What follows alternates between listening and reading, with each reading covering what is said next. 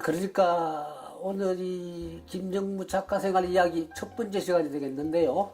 오늘 주제는 정주영 회장 독대 사건으로 잡았습니다. 왜 독대 사건이냐? 백면 선생인 작가가 우리나라 대재벌 회장님을 만난다는 게 하나의 사건이었습니다. 네. 그때가 지금으로부터 30여 년 전입니다. 1991년으로 기억됩니다. 그 여름이었는데요. 그때 그 MBC 텔레비전에서 매주 일요일 아침마다 30분짜리 대담 프로그램이 있었습니다. 그때 아나운서 차인태 씨가 사회 저명 인사들을 모시고 30분간 대담하는 프로그램이었습니다. 그래서 그 당시에 제가 그 프로그램에 출연자 섭외도 하고 원고 구성까지 했습니다. 그래서 그때 제가 만난 우리나라 톱클래스 저명인사 한 50여 명이 됩니다. 그래서 아마 한국 현역 작가로서 그만한 톱클래스 인물을 만난 작가로서 아마 저도 추천가로 꼽힐 거예요. 그런데 그 사건이 사실은 참 사건이었습니다. 말씀을 드리자면요. 그 당시에 그 프로그램을 서울텔레콤이라는 프로덕션에서 만들어서 납품을 했는데요. 제가 그 프로그램, 프로덕션의 작가였어요. 그래서 섭외까지 제가 맡았는데, 기획회의에서 정주영 회장님을 한번 모시자 하는 결론이 나던데, 이제 저한테 물었어요. 김선생, 그 정주영 회장님을 섭외 가능하겠습니까? 제가 노 하면 안 되는데, 또 제가 좀 그 모험심이 있어요. 또 도전력도 있고, 한번 해보지 뭐, 하고 대답을 했어요. 근데 사실은 현대그룹에 아무도 아는 사람이 없었어요. 그리고 또 정주영 회장한테 뭐 웬만해서 안다고 해서 되는 일도 아니고, 집에 와서 고민을 하다가 전화번호를 뒤적여서 정주영 집 전화번호를 찾았어요. 그래, 전화 걸 때, 이제 제 생각에는 뭐 집안에서 누가 전화 받는 사람이 있겠지 하고는 전화 걸었는데, 묘하게도 전화를 걸었더니만 정주영 회장이 직접 받았어요. 나 정주영이요. 아유, 회장님이세요. 그리고는 이제 제가 저를 소개했습니다. 제가 이름은 누구누구고, 제가 맡은 일은 이런 일인데, 그래서 선생님을 모시고 방송을 한번 하고 싶은데, 회장님 허락을 좀 해주시겠습니다. 딱 했더니만, 그럴까? 그러더라고요. 됐구나 하고는, 그러면은 좋습니다. 회장님, 이 프로그램은 제가 원고를 쓰기 전에 그 회장님을 한번 미리 만나서 인터뷰를 해야 되는데 약속을 해 주셔야겠습니다. 그러니까 그래 그러면은 다음 수요일 날 한 2시쯤 내 방으로 오지 딱 그러더라고요. 그 제가 메모를 해 두었습니다. 메모를 해 두어서 그 시간에 대해서 그 약속 날짜에 뭐 그때 스타일이나 뭐 똑같습니다.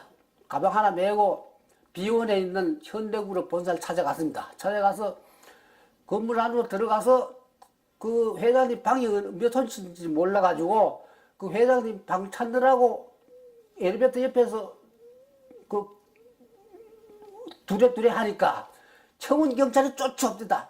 누굴 찾으세요? 그래서 나는 당연하게 정주영 회장님 만나러 왔다 그랬더만 이 양반이 깜짝 놀라더만 잠깐 기다립시오 그러더만은 불락한 누구한테 전화를 걸더라고요. 근데 좀 이따 전화를 바꿔줘요. 근데 그 양반이 비서실장이었어요. 그 비서실장이 이병규 씨였어요. 훗날 그 문화일보 사장 했던 분인데, 근데 그 양반이 전화를 받더니만은 이제 저를 확인을 하는 거예요. 어떻게 해서 회장님과 약속이 됐느냐. 제가 며칠 날 전화를 했다. 그때 몇 시에 했느냐. 몇 시에 했다. 그때 회장님 어디 계시더냐. 주택에 계시더라. 그때만 이 양반 스케줄표를 보더니만은 이제 확인을 하고 제가 맞다는 걸 아는 거예요. 올라오시라고 그러더라고. 올라갔더니만은 그 이제 문화기획실이죠. 비서실이죠. 비서실에 이제 부장이 비상이 걸렸어요. 자기도 모르는 스케줄이 회장 스케줄이 잡혔으니까. 근데 나를 붙들고는 일을 그렇게 하시면 어떻게 되냐고. 그래서 제가 아니 방송 일이란 게 그렇지 않소. 그거 절차 제대로 잡아가서 올라가려면 이 방송 스케줄 맞출 수가 없지 않소. 그러니까 다시 이제 그 양반이 나를 인터뷰를 하는 거예요. 무슨 프로냐, 무슨 일로 왔느냐, 뭐 쫙 이제 인터뷰 다시 해서 해놓고는 다시 또 그 양반이 전화를 걸더니만 이병규 실장이 나한테 왔어요. 와가지고는 이제 무슨 얘기인지 알아들었는데 오늘은 도저히 스케줄이 안 됩니다. 회장님 만나 스케줄이 안 되니까 그냥 돌아가십시오. 대신에 작가님이 원하는 일은 다 뒷받침해 드리겠습니다. 그래서 전 안 됩니다. 제가 약속을 했기 때문에 회장을 만나야 됩니다. 이제 그 소위 말하는 깡이 나왔어요. 제 깡이요. 그래서 이제 버티니까 이 양반이 난처한 거예요. 왜냐? 내가 회장님하고 약속했는데 무슨 소리냐 하니까 할 말이 없죠. 좀 기다려서 쉬라고 그러더니만은 왔다 갔다 몇 분 하더니만은 다시 오더니만 도저히 오늘은 안 되겠습니다. 너무나 오늘 스케줄이 회장님 스케줄이 복잡합니다. 저도 안 됩니다. 딱 버텼죠. 버티니까 한참 이제 또 왔다 갔다 하더니만은 저한테 조건을 겁니다. 그러면 회장님 만나는데 그냥 얼굴만 보는 걸로 약속을 하세요. 더 이상 시간 못 봅니다. 그럽시다. 그리고 이제 회장님 방 옆에 그 대기실에 갔더니만 아닌 게 아니라 한 10여 명이 기다리고 있습니다. 기다리고 있는데 좀 있으니까 이제 회장님 방으로 돌아와서 들어갔더니만 이제 정주희 회장이 중앙에 탁 서 있고 뭐라고 그럴까요? 하여튼 막 덩치 이런 사람이 한 4~5명이 또 둘러싸여 있습니다. 그리고 쭉 사무실 훑어보니까 벽면에 그림도 한 장 없어요. 그게 인상이 좀 남아있는데, 그거는 별 문제가 아니고. 그래서, 안녕하세요, 회장님. 그러니까, 내가 맞아, 약속했지. 그래서 이제, 회장님은 그 이병구 비서실장 보고, 우리 김 작가 원하는 대로 다 해줘. 그러니까, 이병구 회장이, 그런 거, 자, 나갑시다. 그런 거 제가, 회장님. 이 프로그램은 카메라가 밖으로 나와서 회장님을 모셔야 되니까 촬영 장소를 회장님 댁을 해야 되겠는데 제가 미리 한번 가봐야 되겠습니다. 왜냐하면 그게 마땅찮으면 뭐 회장님 방으로 하시든가 그 댁을 한번 봐야 되겠습니다. 그러니까 그래? 그러면 그러지 뭐. 그래서 이제 그 문화기획실에 과장을 붙여줍니다. 그래서 그 청운동 그 양반 댁을 가봤어요. 그때 그 에피소드 또 하나 남아있는데, 그 대문 철 때문에, 아닌 게 아니라 그 파란 청테프가 붙었어요. 그래서 내가, 회장님 대문에 청테프가 붙었네. 그 참 이상하네. 그러니까, 그 직원이, 그거 누가 그 대문 좀 갈자고 그러다 혼이 났답니다. 왜 아직도 쓸만한데 왜 가느냐. 그건 하나의 그냥 에피소드고요. 그래서 이제 그 스케줄이 잡혀서 공연에 미안합니다. 촬영 날짜가 잡혔어요. 촬영 날짜가 잡혀서 갔더니만은 촬영은 이제 그 양반 정원에서 세팅을 해놓고 촬영 장소 세팅을 해놓고 저는 이제 회장님 거실에 갔더니만 이제 우리에서 이제 독대가 시작됐습니다. 독대가 시작됐는데 제가 그 전에 이제 이거 방송 작가 생활을 하면서 누구를 만난다 그러면은 그 인물에 대한 연구를 해야 돼요. 그러니까 그 인물에 대한 어마어마한 자료를 다 섭렵을 해야 돼요. 그래서 서툴게 이렇게 질문하면은 외려 이상하니까 그러면 다 빼고 이제 쓸만한 건 다 머릿속에 있고 그래서 이제 제가 그때 회장님하고 만나서 딱 한 서너 가지를 물었는데요. 그 당시에 서산 간척지에서 벼수학이 돼 있었어요. 그래서 회장님, 서산 간척지에서 벼수학을 얼마나 했어요? 그러니까, 한 10만석 했어. 10만석이면 많이 나온 거예요. 그러니까, 아니야. 30만석은 나와야 되는데 연기가 덜 빠져서 10만석밖에 못했어요. 이제 그런 거 하나. 둘째, 그 당시에 이 회장님이 이제 북한을 경유해서 시베리아 개발 문제로 왔다 갔다 했었어요. 그래서 제가 회장님 요즘 국민들이 회장님 북한도 가고 시베리아도 왔다 갔다 하는 게 불안해 느끼던데요. 그러니까 괜찮아. 근데 그 문제는 남북 문제는 하루 이틀만 해결될 문제가 아니고 시간이 걸려. 그리고 대접을 하는 문제는 걱정하지 말아도 돼요.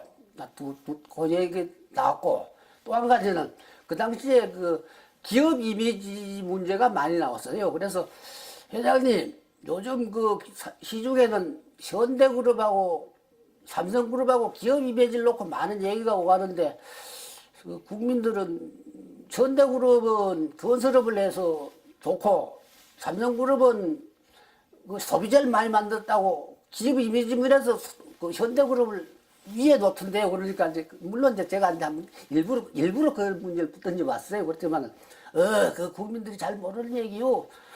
그때 이병철 회장님이 소비자 안 만들었으면 큰일 났어요. 이제 그 얘기를 했고 그 다음에 이제 또 한 가지 물었어요. 회장님이 그동안 머리 아는 얘기인데 물었습니다. 그 양반 반응을 제가 본 거죠. 회장님 그동안에 한 5, 6명 되는 대통령을 직접 겪었는데 회장님이 봤을 때 어느 대통령이 제일 좋았어요? 뭐 대답은 뻔합니다만은 그 양반 대답이 그때 박정희 딱 그랬다. 그래서 이제 그 문제 있고 그리고 그러면서 그 양반과 독대하면서 제 느낌은 역시 그물이구나 하는 걸 느꼈습니다. 간단 한두 마디로 그냥 쫙쫙 뽑아내는 대답이 참, 대단하구나. 역시 참 대재벌 회장 자기 있구나 하는 걸 느꼈습니다. 느꼈고 또 한 가지는 대재벌이 하는 일은 걱정 안 해도 된다는 얘기가 제가 이제 머릿속에 박혀서 이제 제 나름대로 추리를 해봤는데요. 생각을 해봤는데 이렇습니다. 그게 예를 들면 문화기획실의 그 비서실이죠. 비서실에 하면 직원이 한 4, 50명이 안 되겠어요. 4, 50명 되는데 제가 생각할 때는 이건 제 생각입니다. 뭐 그런 얘기를 물어볼 수도 없는 거고. 근데 그 비서실에 아마 근무하는 직원들이 아마 우리나라 최고의 엘리트일 거예요. 엘리트니까 이제 이 정주영 회장이 예를 들면 이제 한 예입니다. 우리가 시베리아 개발을 한번 해봐야 안 되겠어. 딱 던졌을 때 그 비서실에서 한 50명 되는 그 수재들이 각 파트별로 나와서 연구할 거예요. 그러니까 뭐 심지어 뭐 현재 상황, 뭐 경제적인 거, 정치적인 거, 또 미래학적인 거 쫙 종합적으로 해서 데이터를 내놓으면 이제 회장은 딱 봐서 결정만 하면 된단 말이에요. 근데 제가 왜 이 문제를 지금 여기서 얘기하느냐. 지금 우리나라 정치하는 사람들이 좀 그쪽이 부족한 것 같아요. 말하자면은 어떤 문제가 있으면은 좀 그 전문 분야의 사람들의 의견들을 종합해서 결정을 내려야 되는데 가만 보면 굉장히 단기 같아요. 말하자면 어떤 적극적인 발상이 정책으로 혹은 뭐 이래 나오는 것 같아서 내가 볼 때는 이거 아니지 않느냐 하는 생각을 해봤어요. 이건 제 생각입니다. 제가 틀릴 수도 있어요. 뭐 틀리면 어때요? 작가는요 틀려도 괜찮아요. 제 얘기 그냥 할 수 있으니까.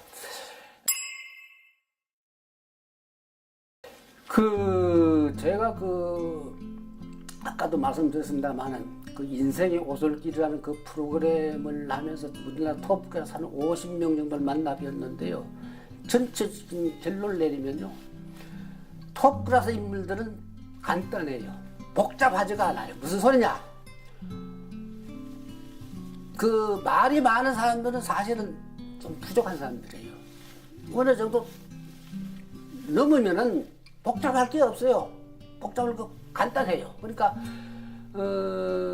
내가 한 50명 만난 사람들 중에서 앞으로 이제 기회가 있으면 또 말씀을 나누겠습니다만은 제 결론은 그거예요. 그러니까 전문 분야에 아주 완벽하게 자기 전문 분야에 속된 말로 도 같은 사람들은 복잡할 게 없더라고요. 그리고 모르는 걸 모르는 거예요. 그러니까 모르는 걸 아는 척 하지도 않고 또 어설피 아는 거를 발설도 않더라고요. 그래서 그런 면은 제가 배워야 되겠다 하는 걸 느꼈어요.